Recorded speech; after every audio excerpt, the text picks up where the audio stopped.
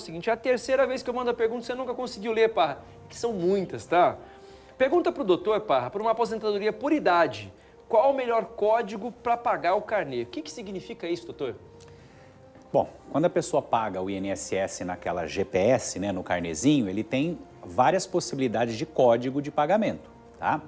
A pergunta, ele perguntou por idade, né, como que é melhor pagar esse carnê? Ele pode pagar ou no 1163, que é um código de autônomo, ou no 1473, que é o segurado facultativo, aquele que não exerce atividade remunerada. Os dois códigos, ele vai fazer um recolhimento sobre 11% do salário mínimo. Tem gente que paga, por exemplo, no 1007 ou no 1406 e vai aposentar por idade, está jogando dinheiro fora. Por quê? Esses dois últimos códigos que eu falei, a pessoa recolhe sobre 20%. Nossa, bem então mais. ela está pagando mais de forma desnecessária.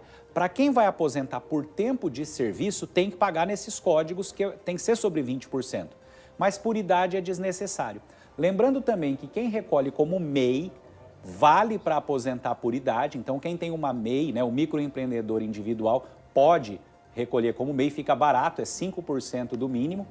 E também tem a dona de casa de baixa renda.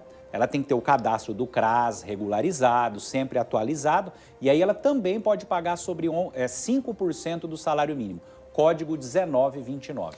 Ô Parra, boa tarde. Doutor, meu nome é Rose, gostaria de saber se tenho possibilidade de aposentar por tempo de serviço. Afinal, com essa nova lei, quantos anos são, Parra? Eu tenho 25 anos de carteira e 48 de idade. Ela tem que ter no mínimo 30 de contribuição, Parra. Mulher, para aposentar por tempo de serviço, a primeira regra, no mínimo 30. Não existe hipótese com menos de 30 anos. Agora, só os 30 é suficiente? Não necessariamente. Hoje a gente não consegue responder assim de bate-pronto aqui ao vivo, porque a gente tem que pegar exatamente a data de nascimento, exatamente o tempo de serviço que ela tinha quando a lei mudou, que foi 12 de novembro de 2019, era a lei antiga, 13 de novembro de 19, lei nova. Então, a gente tem que saber o tempo lá para fazer cálculos de regra de transição e ver quando ela atingirá o direito ao benefício. Essa aqui, doutor, boa tarde. Parei de trabalhar para cuidar de uma irmã especial. Hoje completam 4 meses que ela faleceu. Meus sentimentos, viu? Ela recebia pensão por morte. Eu gostaria de saber se eu tenho direito de ficar com a pensão, pois eu parei de trabalhar para cuidar dela há mais de 20 anos. Essa é uma pergunta muito recorrente que eu observo lá no escritório. O que acontece? Às vezes a pessoa larga tudo para cuidar, por exemplo, do pai ou da mãe Sim. que está doente, e ela vive com aquele benefício que o pai ou essa mãe tinha. E essa pessoa vem a falecer, ela não tem emprego e a renda com essa pessoa que faleceu, infelizmente não passa para ela como pensão por morte. Porque a pensão por morte é só para filhos maiores de 21 ou menores de 21, mas maiores de 21 inválidos, né? Observa que ela falou, ó, eu larguei para cuidar de uma irmã minha que tinha deficiência e recebia pensão por morte. A irmã recebia porque tinha uma deficiência e recebia como maior inválida. Agora, como ela não tem a deficiência, ela não fica com a pensão. Nossa, que coisa, hein? Parra, boa tarde. A minha mãe vai fazer 55 anos agora em setembro. Ela veio do campo. Ela consegue se aposentar agora? Tem que ser pela idade, doutor? 55 anos de idade é a idade que a mulher se aposenta quando ela é trabalhadora rural, tá? Só que ela tem que ter trabalhado na zona rural até os 55 anos de idade. Ah, tá.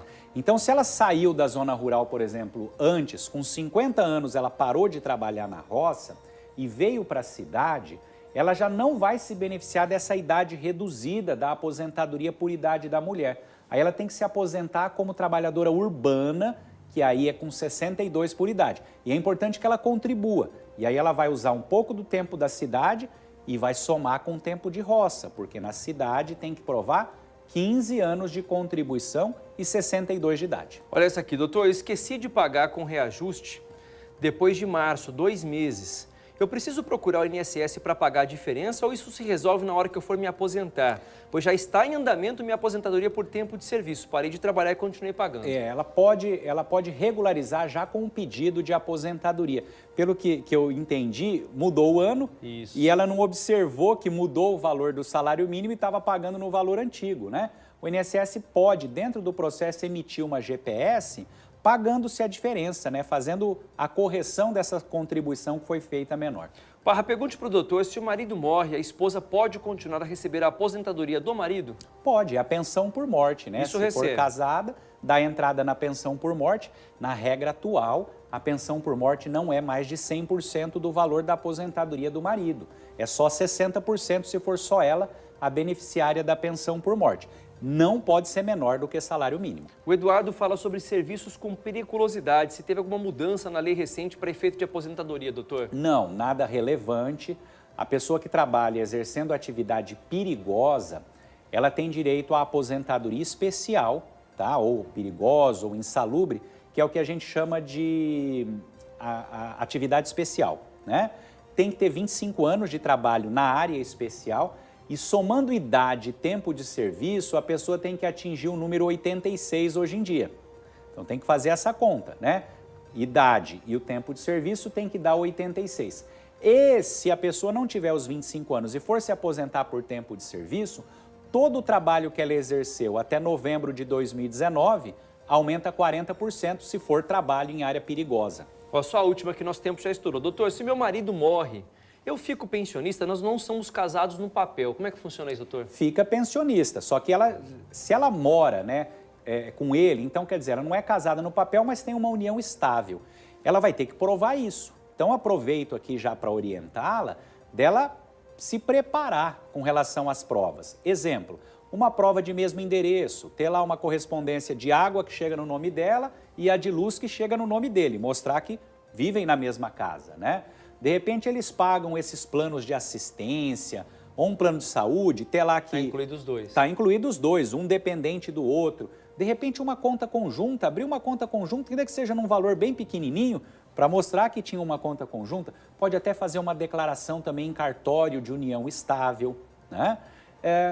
Tudo que ela tiver ali que possa demonstrar que eles tinham uma vida de marido e mulher. Às vezes vai na igreja, final de semana participa de um encontro de casal, lembrar que foi, porque um dia pode ir lá pedir na igreja esse comprovante, o diploma de que participou. Tudo isso vai ser importante se um dia um vier a falecer para o outro ficar com a pensão por morte. Quanto mais prova, melhor. As perguntas que nós não conseguimos responder, o doutor dá satisfação para vocês na sequência. Obrigado.